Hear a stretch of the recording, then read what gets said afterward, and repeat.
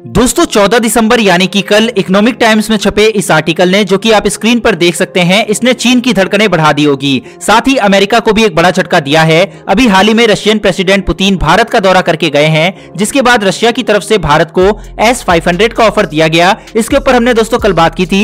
लेकिन दोस्तों अब भारत का एक और मित्र देश यानी कि फ्रांस, जिसकी डिफेंस मिनिस्टर भारत में आ रही हैं, वो इसी हफ्ते भारत में आ रही हैं। दोस्तों इनका नाम है फ्लोरेंस पार्ले। जो नहीं जानता उनको मैं बता दूं कि 2016 में राफेल डील साइन होने के बाद 2017 में ये फ्रांस की डिफेंस मिनिस्टर बनी थी, जिस समय भारत और चीन के बीच तनाव चल रहा था और गलवान घाटी की घटना घटी थी, जिसमें भारत के 20 जवान शहीद हो गए थे। उस समय इन्होंने राजनाथ सिंह को चिट्ठी लिखी थी, जिसमें उस घटना पर अपना दुख प्रकट करने के अलावा उन्होंने यह कहा था कि हम भारत को इमीडिएट हथियार सप्लाई करेंगे। उस समय राफेल नहीं आया था, लेकिन भारत को उन्होंने यह आश्वासन दिया था कि समय से पहले हम इसकी डिलीवरी करेंगे। वहीं कोरोना काल में भी इनका भारत को लेकर यह बयान आया था कि राफेल की डिलीवरी को कोरोना महामारी भी इफेक्ट नहीं कर सकती।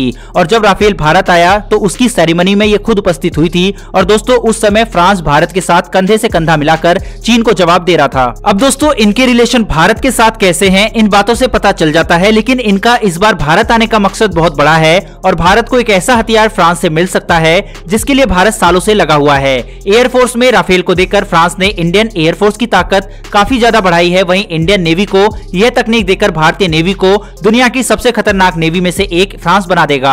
दरअसल दोस्तों अमेरिका, ब्रिटेन और ऑस्ट्रेलिया के बीच एक बड़ा समझौता हुआ था, जिसे ऑकस नाम दिया गया। ऑकस यानी अमेरिका, ब्रिटेन और ऑस्ट्रेलिया का एक सैन्य गठबंधन, जिसमें सीधे तो नहीं लेकिन इनडायरेक्टली भारत का एक बहुत बड़ा फायदा है। इस डील के तहत अमेरिका और ब्रिटेन दोनों मिलकर 8 ऐसे न्यूक्लियर पनडुब्बी का निर्माण करेंगे जो परमाणु हमला करने में सक्षम होगी। ऑस्ट्रेलिया जैसे देश को परमाणु पनडुब्बियां मिलना यानी कि चीन के लिए एक बहुत बड़ा खतरा, क्योंकि समुद्र में उसे Bharat, Taiwan, Japan, south Korea से पहले ही बहुत बड़ा खतरा था। चीन इन सभी देशों के पास अपनी परमाणु पनडुब्बियों को भेजकर अपनी नौसेना की ताकत दिखाता रहता है। लेकिन भारत और फ्रांस का यह कदम चीन की इस दादागिरी को खत्म कर देगा। ऑकस डील की वजह से भारत को एक ऐसा फायदा हुआ है जिसके लिए भारत कई सालों से लगा हुआ था। दरअसल ऑकस से पहले ऑस्ट्रेलिया ने फ्रांस से इन पनडुब्बियों की डील की थी और यह समझौता $100 अरब का था। लेकिन अमेरिका और ब्रिटेन ने इस डील को जबरदस्ती रद्द करवा दिया और ऑस्ट्रेलिया से खुद डील कर ली। अमेरिका की इस धोखेबाजी से फ्रांस इतना तिलमिला गया कि उसने अपने सारे डिप्लोमेटिक रिलेशन अमेरिका से खत्म कर दिए। वहीं उसने यह ऐलान कर दिया कि जो दोस्ताना संबंध अमेरिका से उसके थे, अब वो भारत के साथ कायम करेगा। बकायदा मैक्रोन ने पीएम मोदी से फोन करके बात भी की और ये सब बातें दोस्तों इसी साल की है। फ्रांस भारत से अपने संबंध नई ऊंचाइयों पर ले जाना चाहता है, जिसके तहत वो भारत को वो तकनीक दे रहा है जो अभी तक सिर्फ यूएन के स्थायी देश के पास ही है, यानी अमेरिका, चीन, रूस, फ्रांस और ब्रिटेन। वहीं भारत अकेला वो देश होगा जो यूएन का स्थायी सदस्य भी नहीं है और ये तकनीक उसके पास होगी। दरअसल फ्रांस भारत को SSN तकनीक देगा। यह तकनीक मिल जाने के बाद भारत दुनिया में ऐसी तकनीक रखने वाला छठा देश बन जाएगा।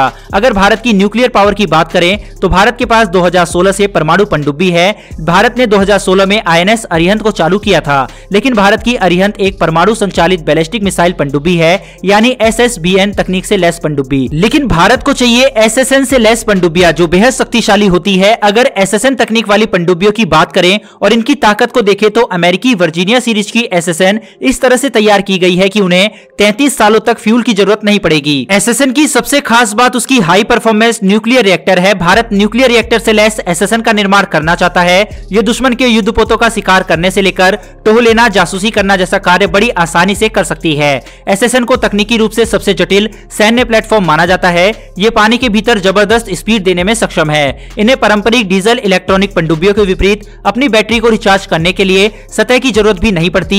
यह पारंपरिक पनडुब्बियों के हथियार भार का 2 गुना ले जा सकती है, वो भी 2 गुनी रफ्तार से। दोस्तों भारत की न्यूक्लियर सबमरीन टेक्नोलॉजी की तलाश जारी है और अब लेकिन फ्रांस ये बड़ी कमी पूरी कर सकता है। हालांकि 2017 में भारत ने फ्रांस से इसको लेकर संपर्क किया था, लेकिन कुछ कारणों के चलते बात नहीं बन पाई थी। लेकिन अब माहौल बदल चुका है। मौजूदा समय में फ्रांस भारत का सबसे बड़ा डिफेंस पार्टनर बनकर उभर रहा है। हालांकि अभी हाल ही में यूएई ने भी फ्रांस से 80 राफेल की डील की है। अमेरिका और फ्रांस के रिश्ते खराब होते जा रहे हैं, इनका फायदा भी भारत को मिलने वाला है। भारत के लिए फ्रांस ने अपने सभी हथियारों की डील के लिए दरवाजा खोल दिया है, यहां तक SSN जैसे संवेदनशील तकनीक को लेकर भी। अब जब इस हफ्ते फ्रांस की डिफेंस मिनिस्टर भारत आएंगी तो यह देखना होगा कि क्या यह डील भारत और फ्रांस के बीच होती है या नहीं। आप में से काफी सारे लोग मुझे मेरा बैकग्राउंड बैकग्राउंड म्यूजिक चेंज करने के लिए कमेंट कर रहे थे।